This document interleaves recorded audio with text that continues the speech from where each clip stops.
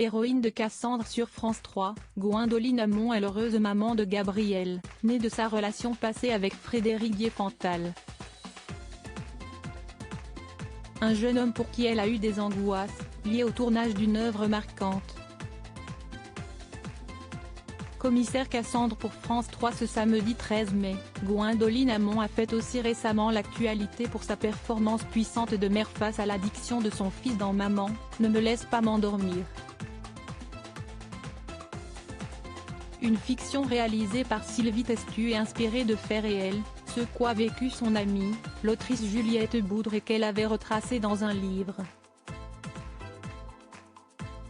Dans Télépoche, la comédienne était revenue sur ce rôle qui ne l'a pas laissée indemne, au point de révéler des craintes sur son fils. La célèbre star de Cassandre a donc prêté ses traits et son regard clair à cette femme qui voit son fils sombrer.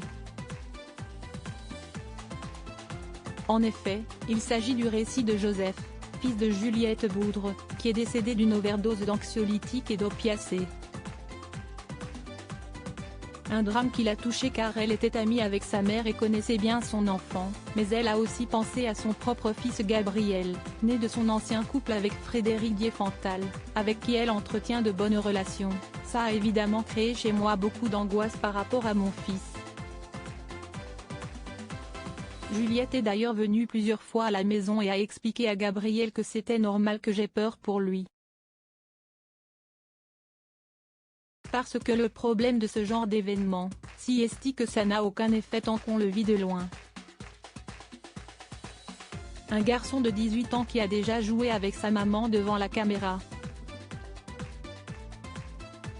S'il ne devrait pas apparaître de nouveau dans Cassandre, il va jouer dans Super Papa pour TF1 et incarnera le fils de Michael Youn, à qui Géraldine Amon donnait la réplique dans Maman, ne me laisse pas m'endormir. Elle précise toutefois, mais je n'y suis pour rien.